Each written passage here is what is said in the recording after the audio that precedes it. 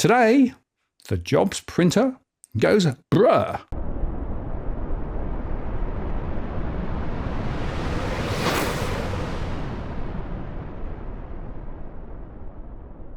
Hello again, it's Martin North from Digital Finance Analytics World. Latest post covering finance and property news. I've got Tarric Brooker back on for another chat. Hi Tarric, good to see you once again. Thanks for having me, Martin. It's great to be back. Yeah, I know you have a lot on, so I really appreciate you carving out a bit of time. But look, there are so many things that we want to talk about, and so many worrying signs, particularly the Australian economy and perhaps what's happening in the US too. But yeah, interesting times. And at the moment, it seems to me that both sides of politics are playing a lot of announceables and not wanting to do anything to really tackle the underlying issues we've got. No, I mean, I think that that's sort of been a bit symptomatic of the way things have been in Australian politics for a while now. You prior to the 2022 election, had Albo saying, "Well, oh no, I'm not going to support a return to high immigration. That wouldn't, and I don't support, high levels of temporary migration either. That's not the right way we want to go about things." And then he turned it up to 11. And I feel like a lot of people are now looking at the same proposals from Dutton who are saying, oh no, I want to reduce temporary migration. I want to reduce this, and this. And the lack of detail and just feeling a little bit of deja vu with what Albo was telling them prior to the last election. Well, I think it shows you that it's all politics, really. And it's interesting that the opinion polls are showing pretty much line ball between the two parties. And in some cases, Albo's behind slightly. I think people are waking up to the fact that both of the major parties really are just spruiking left, right, and centre. But when you actually try to peel back the onion and look at what's really happening and what's really going on, there's a massive gap between what people are talking and what people are seeing.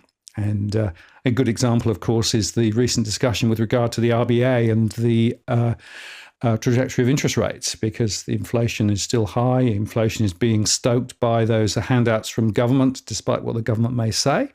And in fact, the IMF came out just earlier in the week and said that over the next year, Australia's inflation will be probably the second highest, significantly higher than most other Western economies, which indicates to me that the trajectory that we're on is not a good one. No, I think that we're on a rather different trajectory to the rest of the world, and not in a good way. I think that it's all well and good for people to say, well, we don't have a recession like country X or country Y, and we don't have the same level of rising unemployment as other nations and blah blah blah. But I think that we are embedding a level of dependence on government that is quite worrying. Now, I know, and I think that this is just worth emphasizing, that I'm not the sort of normal, person who's just anti-government more broadly. The government has a place, to do the things that it needs to do, to provide that basic level of safety net, to provide basic services like, healthcare or education. But I think what's happening is we are seeing the rise of the taxpayer funded economy, which we're going to get into in great detail later on in the show with the slides. We're seeing the rise of this taxpayer funded economy, and the question then becomes, okay, when it's not raining money at Treasury, when they're not underestimating migration, when the money isn't falling out of the sky because of the impact of high commodity prices, and if China goes off the boil, and then we now have a Treasury and a government who has to make hard choices. Who is going to be the ones who bears the brunt of the cuts? Who are we going to cut the gravy train? For these people, say for example, for some of these NDIS contractors who are making out like bandits, who are charging 6 times market value for a disabled toilet, for a disabled shower stall, or is it going to be frontline essential services that gets cut, like what happened in Britain, where they cut the number of firemen, they cut the number of police officers, they cut the real wages of health staff, and did the gravy train stop? Nope. Well, it is very interesting. You mentioned the UK. We have a budget here next week. And they have just announced that they're changing the rules of the fiscal rules, which allows them to borrow up to an additional £50 billion a year. Now, the argument is that they're actually reclassifying things like student loans as an asset and those sorts of things. So they're actually doing some shenanigans, but they're also going to lift taxes dramatically. This is Labour we're talking about in the UK, because there's this massive black hole. And I find it fascinating that the IMF did actually make the commentary that while monetary policy, they tightened interest rates around the world to try and deal with inflation, fiscal policy has been really, really loose. And so a lot of governments around the world have been throwing a lot of money in the system, and it's now coming home to roost, because effectively what it means is that the ability to be able to invest in the things that we need to invest in is becoming more and more difficult. By the way, things like investing a lot more in defence is sort of seen as absolutely needed. So that's sort of top priority. But a lot of the other stuff, things that you would have expected, like in the health sector and in support for education and those sorts of things, they're actually being squeezed. So again, it shows you that the policies that actually are being spoken about and executed are actually leading to higher levels of fiscal debt, higher levels of costs that the government is going to have to continue to support through, of course, higher interest payments. And that then puts a lot of pressure on tax policy. Most people are paying more tax than normal they've been for a long, long time, and other things too. So I have a feeling that not just in Australia, but in other countries too, people have gone off the rails, and we seem to have lost the plot. Well, it's just good old burnout economics. It's one foot. It's the central banks. The Bank of England, the RBA, with their foot on the brake, and with government with their foot on the accelerator, and they're just completely just opposing forces acting on each other. And the problem is that all of us, who are being subjected to this, are effectively going nowhere. We're getting into all this debt. We're creating all of this dependence on government. And I think the thing is if you had have said to me, okay, we're gonna spend X number of dollars on, I'll give you an example. Like the size of government relative to GDP compared with where it was in 2019 in Australia has risen by almost 5 percentage points. Right, so 5 percentage points of GDP is about $125 billion, or thereabouts. Now, you could do a lot with $125 billion a year. Now, if you were saying, oh, well, we're going to fix bulk billing and we're going to get more nurses and we're going to fix this X, Y, and Z, then I would say, okay, let's have a look at that particular proposal, line by line, and let's fix what needs to be fixed. But have we fixed it? Nope. We're still seeing deteriorating emergency room outcomes. We're still seeing deteriorating rates of bulk billing. And, well, we're spending all the money, but we're not getting any of the benefit. Well, when I say we, I mean the broader public. I'm sure that there's some people out there who are getting a whole hell of a lot of benefit from it, just not the right people. Well, that's right. And that's why, real incomes for many people is still going backwards. And I'm fascinated by the focus on the most recent Roy Morgan ANZ consumer confidence report, because everyone was celebrating, oh, it's gone up, but look where it went to, and they're still well below long-term trends. The fact is that many people are saying, oh, this is pretty chronic, and it's really difficult to try and make my way through. There was an ABC report that showed that some households are spending between 15 and 20% of their disposable income on tolls, just to get around Sydney, for example. So, it's not surprising that a lot of people are saying, well, what is going on? There's this huge diversity, this gap between reality and what the politicians are spruiking and what the politicians are saying. And I guess that's the real background here. Now, we should probably move on into the slides, because we want to keep this into a fairly net conversation. And I think your intro slide here is just brilliant, right? Because it really shows you that this is all about printing public sector jobs, really. Yeah, pretty much. Well, as usual, the charts will be found at burnouteconomics.com. And I do actually have an article out today on the ye-olde jobs printer in a lot more detail. So I'll send Martin a link to that to put in the description. And without further ado, I should say, we should get into the slides. Now, there has been a lot of discussion on the issue of the so-called migration catch-up. That, there's this big trough in the number of migrants coming through, and that we need to fill it, and yada yada blah blah. Now, I don't think that that's an especially instructive or helpful way to look at things. This is a chart of the actual number and the actual number of households, and the growth in, so I should say, the growth in the number of households yearly from the ABS. Now, as you can see, we are growing the number of households by almost 300,000. The number of houses that we've actually built and weren't knockdown rebuilds is about 150,000. So we grew our housing deficit over the 2023-2024 financial year by about 140,000 homes. Now, if you extrapolate that out into the future and to how much we need to then cut the level of migration and population growth, you're talking about cutting a severe cut on what is on pre-COVID levels for, well, a severe cut on probably 160K a year, I would say, out to potentially, depending on how severe you want that cut to be, all the way out to probably the past 2030. So I think that this just illustrates just the scale of the problem, and that there are more factors at work other than just population growth divided by 2.5, which is roughly the average household size. It's much more complex than that, and the government needs to acknowledge that before this blows up in our face even worse than it already has. Well, it's very interesting, and certainly in my surveys, I've seen the growth in the total household count continuing to rise.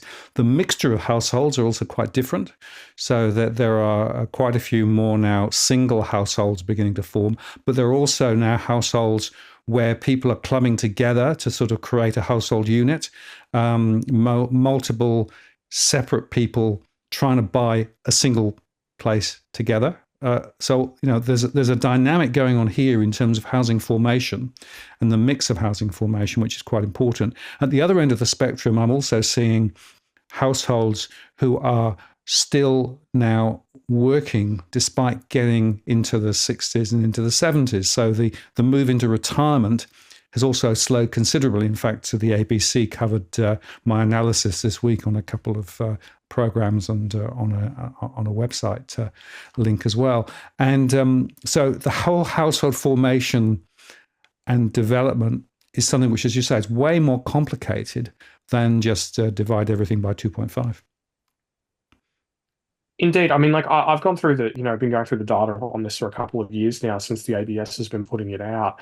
And if you look at the numbers, the purely just due to the changes in household demographics, which is household size, the number of people living alone, people having fewer children, all these things, feeding through the so-called demographic python over time, purely just in 2023, 2024, in that single year, that added demand for 65,000 homes.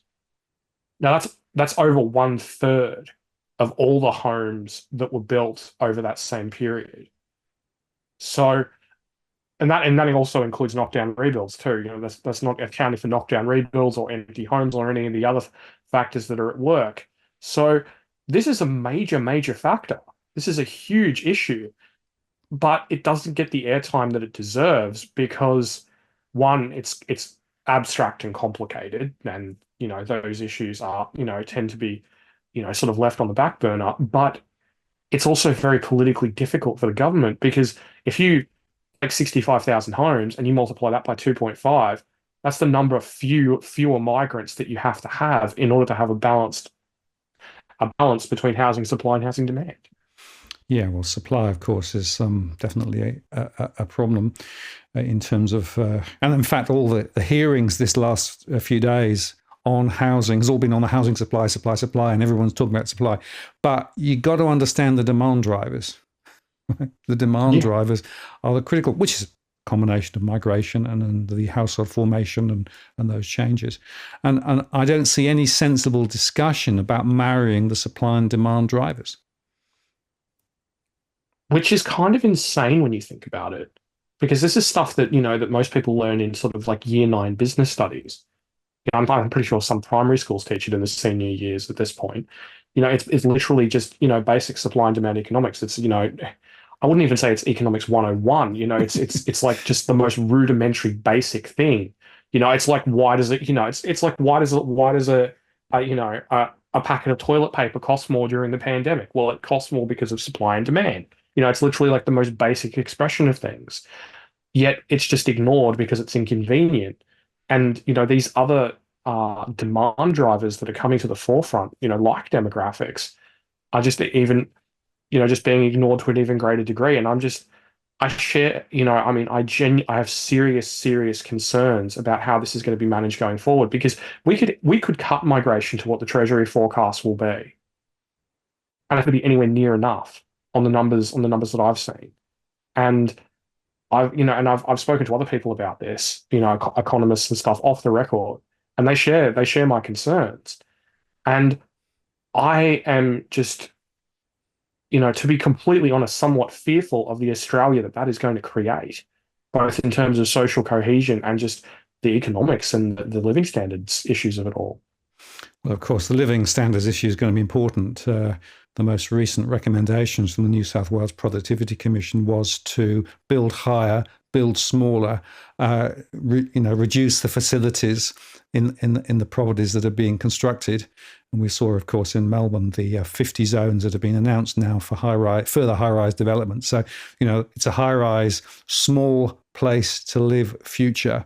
Interestingly, many people that I survey don't have any interest in living in that sort of environment. Maybe some of the migrants are happy to, but others aren't. I think that's an important factor. The other one, going back to my point about older households who are still working and working for longer, they're not looking to downsize until quite a lot later into retirement, because they've got this huge mortgage burden. And, many more people now go towards retirement with a mortgage and decide they've got to go on working. So maybe not full-time, but certainly part-time. And that means that they don't necessarily need the same sort of properties as perhaps people think that they need. So there's a huge, huge question here that is just not being explored adequately. And that's why we're getting really dumb, really, really dumb policies, which is to say, well, we'll just go on printing people. And by the way, as we'll see in a second, where are those people working? Mostly in the public sector. So if you look at jobs growth recently, it's all public sector jobs. Yeah, and I just think on the topic of the older people and the issue and the issues with our housing supply that creates in terms of like the actual distribution based on the size of homes. I mean, I've spoken to some older people about this, as sort of a bit of a case study, and when I've mentioned to them, are you going to downsize? A lot of people have said to me, well, not in this rental market, because what happens if my children can't find a place? They'll at least have a place here with me. Mm. And, I mean, looking at that, just purely from a sort of human perspective, I mean, if I was in their shoes, I think I would just totally understand that perspective, because, you can't have your kids boomerang home into a 3-bedroom apartment, but you can have them boomerang home when you've got a 4 or 5-bedroom house. So I feel like just bad policy is just driving bad outcomes, really. Yeah. Well, that's the point. And again, myopic discussions about one small element of the story without understanding how the holistic nature of all of these things come together. Yeah, exactly, unfortunately. Okay, now what I've done here is I've taken household formation, which is expressed by the ABS in terms of the actual net number of households being formed every year, and growth in housing supply. Now, this particular analysis starts in 2005, because that's when the ABS household size data series begins. And what I've done here is I've taken dwelling completions at a national level, and I've made a few assumptions. 10% of dwelling completions do not result in a net addition to dwelling stock. As of the latest data, it's more like 15, but I've decided to be conservative, to be, sort of give this the best possible result of a decent set of outcomes, which, as you can see, hasn't happened anyway. And also about 5% of homes being empty. Now, the estimates at the census are about 10%. The lower end estimates I've seen recently from PropTrack are about 5%, so I've used the lower end estimates again. So this is giving everything the best possible chance of succeeding. And if you look at it, the number, now this is cumulative over time. So we've either got a housing surplus, housing shortage. Now we had a relative surplus build during COVID because, well, we built more homes than we had growth in the number of people. But as you can see, it's now expanded to a record deficit of almost 250,000. So this is not something that is going to be resolved in a swift fashion. Not with the way that we're building homes, not with the fact that homes are now so expensive to build that you're talking about, sort of 4.5 times average male earnings just to build the house. Now that's just for the construction work. That's not the infrastructure. It's not the land. It's not anything else. That's just to build the property. So it's a bit of a mess, really. It certainly is. And that number, 241,000 down, that's huge. If you think of the context of the forward building approvals that we've got at the moment, which are, of course, quite low at the moment. And a lot of the construction industry is saying it's almost impossible to make any money when you actually are building because of the high supply costs and because of the labor costs. It's not surprising that this is getting more and more intractable, and of course overlaid with what level of migration? Yeah, exactly. And I mean, this is something that like HIA recently put out an analysis that suggested that they reckon that housing completions are going to peak out around about 190K, down from about 220, a peak of about 227,000 prior to the pandemic. Now, I think that's actually pretty ballpark. I think that's, sort of right in the zone of where things could go if things work out okay. But yeah, it's a profound mess. I mean, I think the thing is even if you just choose to say, okay, we're gonna fix this deficit over, say, 10 years, which is a very protracted period, that's still 24,200 homes a year, the extra that we need to build. So, that means that someone needs to say to Albo, well, you're going to have to reduce migration by well over 50,000 people a year just to be able to start to make some ground on this. And that's not including the fact that we're going to have a deficit of housing year after year anyway. And this number is only going to keep growing, which is really kind of insane when you think about it. I mean, it's just, we've got this rental crisis, we've got all these issues, yet the politicians just can get away with creating this complete mess and then just make the mess worse. Well, that's right. And let's talk about the idea of increasing the ability of banks to lend by reducing the buffers that are required, right? And that's a policy that's being mooted by the other side of politics, or indeed increasing further the incentives for first-time buyers to try and make them buy, or indeed in what Victoria has already announced, reducing stamp duty if you buy a high-rise property. Including, by the way, people from overseas. So they're turning up the demand levers even more by some of those without actually thinking about the implications on the total dynamic of supply demand. I find this remarkable. And of course, it comes back purely to this.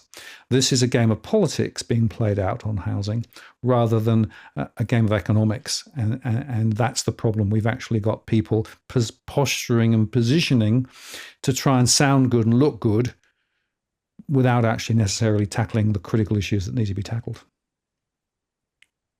Yeah, well, it's going to be interesting just to see how quickly this turns into a complete mess politically.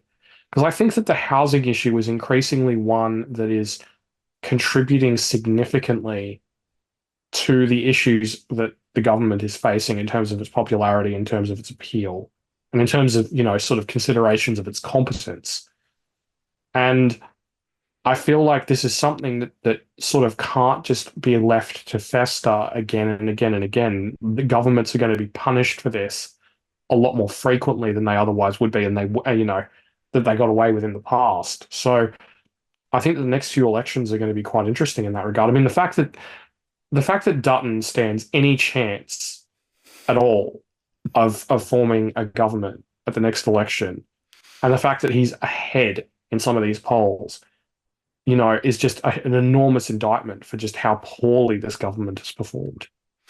Yeah, and it's interesting that whether you saw the interview with Chalmers when he was in Washington, but he was tackled about the IMF's conclusions, and again, it's like what he thinks to be true about the way the economics are working and what he's doing is at odds with almost what everybody else is saying, but he still thinks he's right. So there's an interesting dichotomy there between perhaps truth, reality, and the political spin. I have to say that both sides of politics, I said to Edwin the other day, are spinning like tops. I can't disagree with you on that one, mate. Okay, now this is a chart of the growth of the number of total households and single persons households since the middle of 2019. Now, as you can see, single person households are growing at a rate that's about 60% faster. Now, part of this is the aging of the population, which is just inevitable, but part of it is also just more people choosing to live alone. Now, part of that is due to international students, which are about almost 3 times more likely to live alone than other people, than normal members of the population in that sort of general age demographic. But this isn't a trend that is stopping. It is continuing to accelerate, and it's going to be something that's going to continue to put upward pressure on housing demand. So yeah, and I think it's also just worth noting that, we sort of haven't had the big sort of family breakups and stuff like that have been seen in other nations, say, for example, like in the US during the GFC, that boosted household formation. So, this is very much just a sort of more organic occurrence. So, and not only that, but an organic occurrence amidst the backdrop of enormous rises in costs, which in some ways, makes you wonder what it's going to look like going into the future. Is the single person household, trend just going to take off even further, if we do start to see some of those pressures abate? Well, it's definitely likely to, because at the other end of the spectrum, again, in my surveys, I'm seeing people of older age not wanting to move into some of the retirement options that used to be there, partly because, of course, they're highly expensive and highly restrictive. And also the sense that they want to try and maintain independence, even if they've lost a partner.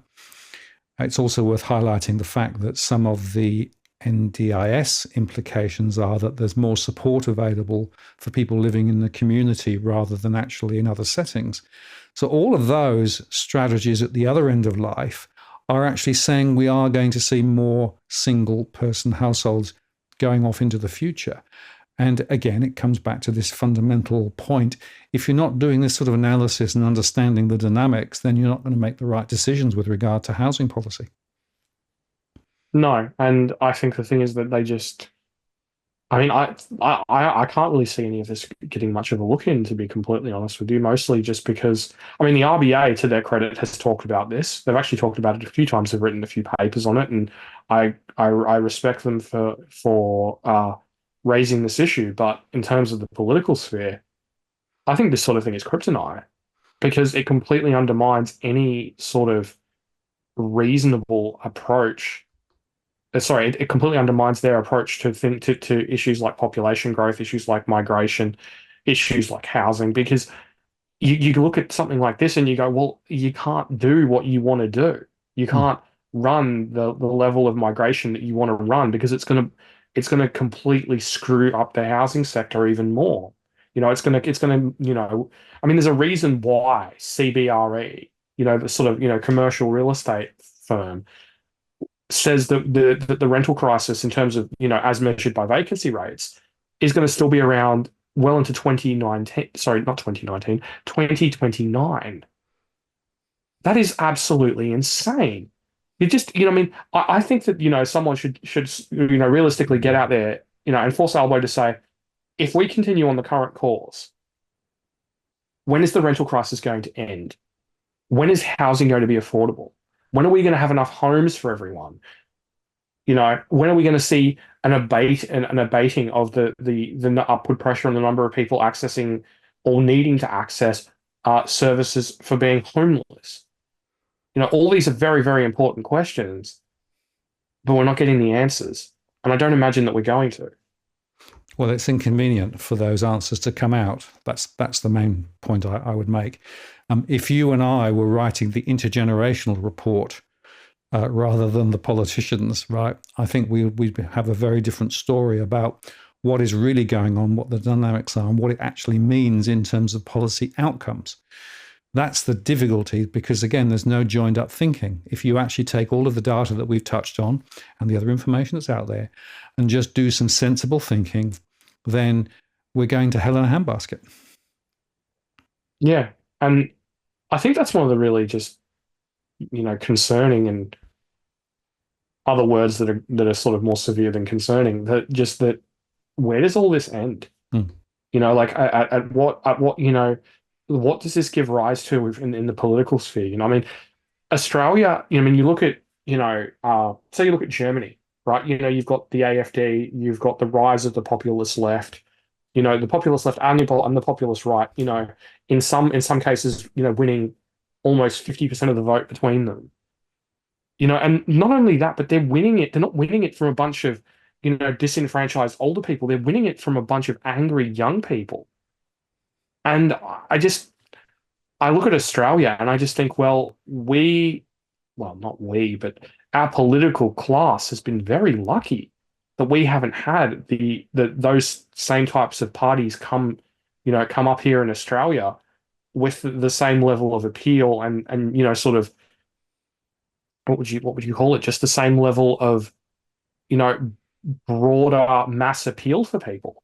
Like people, we have our own sort of versions. We've got the Greens, we've got One Nation, but the idea of, say, 40%, 50, 60% of young people getting out there and voting for those two and those two, putting them first.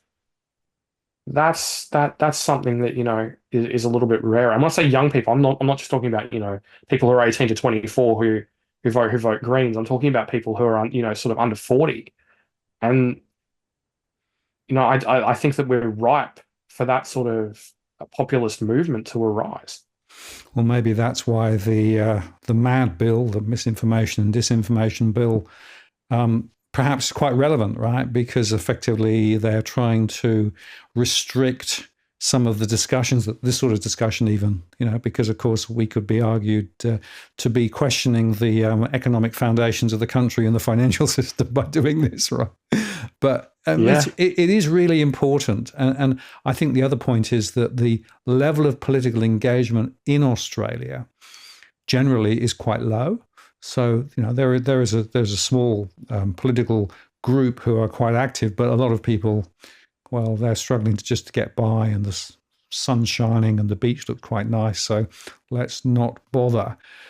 But I'm not sure this is going to play out in such a benign way ahead, because the issues that we're talking about here, which is about people's futures and their ability to find somewhere to live and form a family and have kids, those sorts of things, the fundamentals of life, well, they're actually now under question.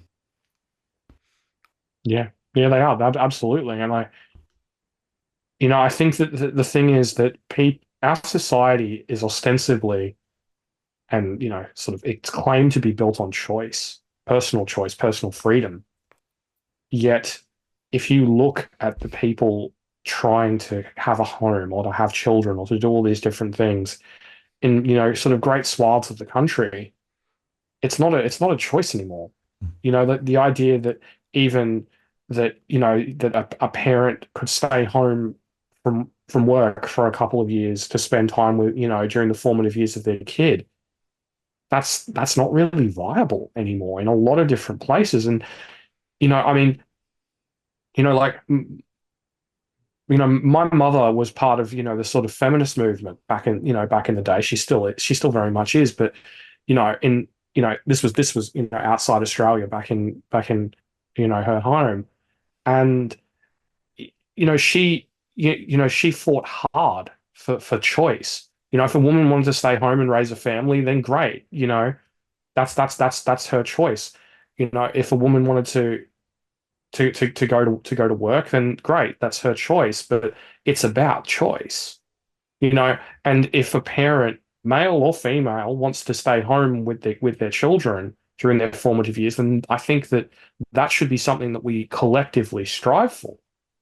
Because I think it's better for a child to be raised by their family than raised by a stranger. Now, people can have their own opinions on that, but you know, I'm an old school ethnic bloke, and that's just the way I see it. Well, it is a very, very important point. And of course, you lay the foundations of society by the way that kids are brought up, the way that they're educated, the role models that they're exposed to. And so you've got to question whether, in fact, some of those foundational elements are actually rather defective at the moment, which could well lay issues for the future. And I also, again, in my surveys and in my one-to-one conversations, have lots of discussions with people who are desperate to try and form a family and, you know, form a stable basis to have kids. But when they do the numbers, they can't afford to find somewhere to live. They can't afford the childcare costs in the first couple of years, because both would have to still work to be able to actually pay the mortgage or pay the rent. So the foundational elements that are there to allow people to do the things that people need to do and want to do are just being eroded left, right, and centre. And that's the fundamental reality. Now, okay, there are people who are very significantly better off and able to make these decisions, and so not everybody's in this bucket.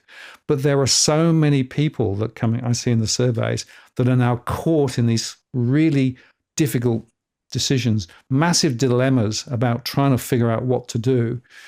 And in some cases, people are saying, well, maybe actually Australia isn't the place for our future. And that's a very concerning observation.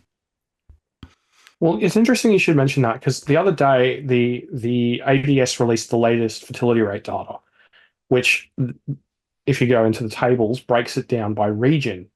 And that they've been doing that regional breakdown now with the total fertility rate for about a bit over a decade now. So you get to look at it and you get to see some trends. And you look at some of these regions that have become sort of refuges for people, you know, leaving Sydney, leaving Melbourne, leaving these more expensive suburbs, all the way back to 2013. And you see that, you know, you see these regions, and then you see that their fertility rates are significantly higher because the cost of living, in particular the cost of housing, is significantly cheaper. But now you've seen the impact of more and more people moving out of these places, so moving out to these places, housing prices and housing costs rising, whether it be rent or whether it be property prices. And now you're starting to see, you know, those issues that you're talking about, you know, where people are having their freedom of choice taken away by circumstance, growing into these regional areas. And I think that you're right. I think that a lot of people over time, particularly, you know, sort of young people, late 20s, 30s, you know, who want to have a family, who want to, you know, have this type of life, have chosen over time, okay, maybe I'm going to move to a smaller, you know, looking back, you know, 10, 15 years, you know, it's like maybe, you know, I'm going to leave Sydney, I'm going to move to a smaller capital, or I'm going to move to a regional area. And, you know, that's what they've done. That's what the data shows, you know, this exodus out of Sydney in net terms. Mm. And, you know, and the problem is that as people leave, as prices get pushed up in these places, these options are being taken off the table. You know, more and more, you know, it used to be, I'll go up the Central Coast. Well, now most of the Central Coast, you know, the lower half of it, houses are $1 million. And the idea of doing that to save money, you know, really isn't neither here nor there anymore. So you just keep spreading and spreading and spreading and spreading. And, you know, I talk to people about it, and I really understand why a lot of people are just saying, well, I can't make Australia work if I want to have the kind of life that I want to have. And, you know, the things like having a family wait for no man. You know, that you can't just magically, you know, just keep the clock going forever. No, very true. And the other point about moving into regional areas, and again, I see it in the surveys, is that the availability of the sort of standard services you'd expect from childcare through to medical services, or even things like banking services, because of course banks have disappeared from a lot of regional areas. It means it's very, very difficult to make the sort of the standard decisions you want to make in terms of the services that are accessible and available to you in the regional areas, because they have been significantly disadvantaged relative to the big urban centres. And one of the shocks that a number of people have had as they've moved out is to discover just how little support they can get, conveniently and locally in those regional areas too. So there is not a simple answer to this question. No, no, unfortunately not. We should probably move on to the next slide. Okay. Now, this is also from my article on the old jobs printer, and what we've got here is two parts of the same graph. We've got the pre-GFC non-market jobs, which is healthcare, education and training, government, public administration, all that sort of stuff. It's not necessarily public, not necessarily public sector, but it is generally government funded. So if you look at the trend there from the start of the data series in 1994 through to the financial crisis, it's broadly flat. And then if you look at from the time of the financial crisis onwards, all of a sudden it surges, and it surges quite strongly. And what we've seen is these non-market jobs, these government-funded jobs, taking over as the main driver of employment growth. Well, not necessarily taking over. It's been about 50. It was about 50-50, but more recently it's very much tilted towards the government-funded job side of things.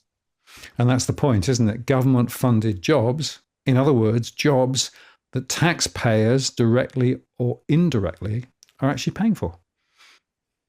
Yeah, exactly. And I think the problem is that as we talked about before, if this was all just, nurses and GPs and all that sort of stuff, I don't think people would really have a problem with it. But you're talking about a significant expansion of this part of the workforce that just keeps growing and growing. And I'm pretty sure, yeah, here we go. This chart is of what it looks like on a rolling 12-month basis. Now, the red is non-market jobs, green is market jobs. And as you can see, we've seen the number of these non-market jobs surge to huge, huge all-time highs under the Albanese government. Now, to be completely fair to old Albo, not all of these people are being paid by the federal purse, although a lot of them are through things like the NDIS, but a lot of them are also being employed by the state by state and local government. So, it like as I said previously, it raises that uncomfortable question of are all these people, all these jobs that we've created, are these going to be the people who are going to be first on the chopping block when there are challenging times at Treasury? Or is it going to be the people who are providing the most essential frontline services that are going to be the first to cop it? Yeah, very good point. And again, the jobs that are being created are being funded by states, federal, directly or indirectly. As you say, not necessarily jobs in the public sector directly, but funded by the state and federal. And that's one of the reasons why the overall level of debt in Australia from the public sector perspective continues to go through. Look at Victoria, right, which is a real standout at the moment in terms of the amount of debt outstanding. And I'm finding it fascinating that the Queensland election, of course, which is running at the moment, the two sides of politics there are playing very interesting little games, but neither of them want to tackle the real question there, which is, of course, again, the level of deficit. No, well, they don't want to touch it, do they? It's just it's just the never, never. Well, we've got all this mining revenue now, and that's just going to last forever. And it's a very 21st century Australian approach to things. Spot on, exactly right. But the level of debt is going to be a problem, and of course, with the interest rates staying higher for longer, that's going to cost a lot more. And so the debt servicing stuff is quite a big deal. Well, I will just add something just very briefly, is that I do find it ironic, particularly for Queensland, that, you've got all these people, moving up there, particularly from Sydney and Melbourne, people who are concerned about climate change, people who tend to have a bit more financial means than the average. And Queensland's prosperity is built on coal mining. There's just this sort of a bit of irony there. Well. Of course, we'll end up with nuclear as well if the other side of politics gets back in. So that'll solve the Well, problem. I guess we can hope that all the money that potentially gets plowed into it results in some power being generated. But I mean, I'm not holding my breath. No. It's more likely to be pulling the LNG out of the ground, liquefying it, using about 7% of it to liquefy it, and then float it down in a boat to the southern states and then deliquefy it again. That's more likely what we'll end up with. Yeah, I'd say so. A little mad. That's Australian, mate. Okay, now a couple of months ago, I put together an analysis that showed that for people under the age of 45, that their spending had basically gone nowhere. Their real consumer spending, ex housing costs, had basically gone nowhere or backwards over the last 20 years. Now, I think that this chart is a good illustration as to why, because a lot fewer people own homes outright. And people who own homes outright tend to be more freely spending. They can then leverage that into maybe creating a business or doing something else productive. And they've got all that extra free time on their hands because they don't have a mortgage to pay. As you mentioned previously, Martin, there's more and more people in those older demographics carrying mortgage debt right through to retirement and beyond. So that's even having a social impact beyond the sort of economic impact. And I just think that this is part of why that Grattan Institute analysis that projects future home ownership rates for younger demographics out to, I think it was about 2050, shows that younger people are just going to own fewer and fewer homes. And basically just property investors are just going to own more and more housing stock, really. Yeah, and this is interesting that there's been a massive spike in property investors borrowing. If you look at the most recent data, I think it was up 35% year over year, right? Significantly above the owner-occupied sector. And once again, of course, the story is often the case that property investors are looking for a capital return over time rather than just income and revenue. But I do notice that whether you are a renter or whether you're an owner-occupier with a mortgage, there are more and more people now spending more than 45 to 50% of their disposable income just on their housing costs. And that is a remarkably horrendous statistic. And again, in my modeling, what I do is I take the gross income and then knock off the tax you have to pay, and then look at what's left. And once you've paid for your rent and or mortgage, and then of course you've got things like your rates and your food and the other stuff, the ability for households to spend on discretionary things for many people are getting completely squeezed. And it comes right back to this issue of priority and trying to make your finances work. But the cost of housing has become such a huge proportion of people's total income over that evolution of time. And of course, people have mortgages for a lot longer too. Now, the question is this going to ever revert? Or have we actually literally crossed the Rubicon and this is now the new normal? Because if it's the new normal, then the basic assumptions about the way that households run and the economics of households are in question in my mind. They are. And I think, to sort of once again go back to that analysis I was talking about, if you look at the numbers by age demographic, there is still very, very strong spending growth for people over the age of 55. And I think that part of that is the housing is the other end of the housing issue. Yeah. It's the fact that these, people, this particular age demographic, are the primary recipients of inheritances. So, their parents pass on, they inherit the house. They're already in a position where people in that age demographic tended to have already bought an affordable home. you know, because, well, you could back then. And so you've got this situation where you've got these people who either have a mortgage or are completely, sort of, um, footloose and fancy free, inheriting these enormous sums of money, which is then playing a significant role driving the economy. So you've got the young people struggling to grow their spending at all. And then you've got the older demographics who are growing their spending extremely strongly.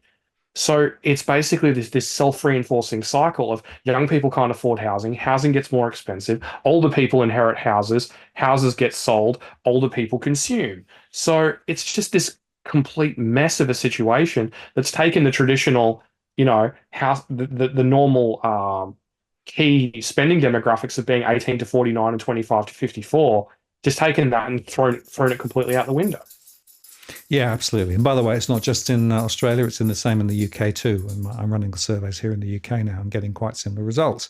So what we're finding again is this idea of the wealth creation cycle through housing over the last 30 years now created significant amounts of equity. That equity then, well, in some cases, it's being drawn down so that the bank of mum and dad even the bank of grandparents is providing abilities for the next generation to get on the bandwagon, as it were, with regard to property, and or people, fall off the perch, and ultimately then that equity is then created into cash.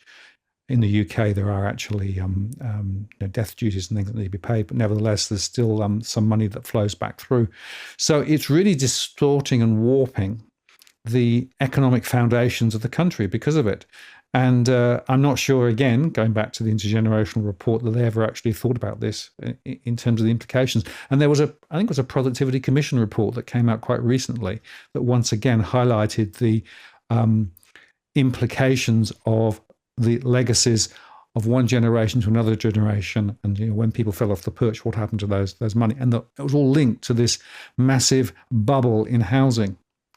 And I guess the last point to make is I can't see any way that we're going to see property prices going through this cycle for the next 30 years again, which means that maybe this was a one in a generation or two of creation of equity, which will never happen again. So I'm not sure what the long-term strategy is as a result of that. Yeah, I mean, I think one of the interesting things is just going to be see what happens with housing turnover, because it's going to get to a point where fewer and fewer people can afford to buy, because the people who are buying are overwhelmingly people with equity, people who have already have some home somewhere, who are selling it, who've managed to, sort of, ride the bubble, so to speak, to some degree.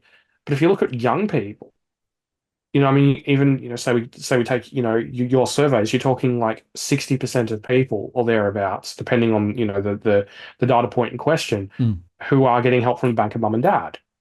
Another, almost another 40% of people are getting help from Albo through various home guarantee schemes. And then there's the people who are getting help through the various state government schemes, which you've also got to throw in there as well in terms of first home buyers. So basically, if you're a first home buyer and you're getting into the market on your own, well, you're rare as hen's teeth. Yep. So, it's like, as you say, it's created this self-reinforcing cycle. And the problem is the government, and, well, I mean, I can't really blame parents. They're just doing their best. But like, the government just refuses to get out of the way and just let the market be the market.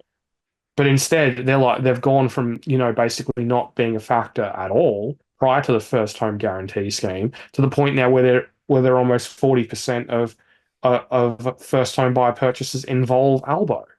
And if Albo gets his shared equity scheme across the line, I mean, I wouldn't be surprised if it's 50% plus of, it's just all Albo all the time.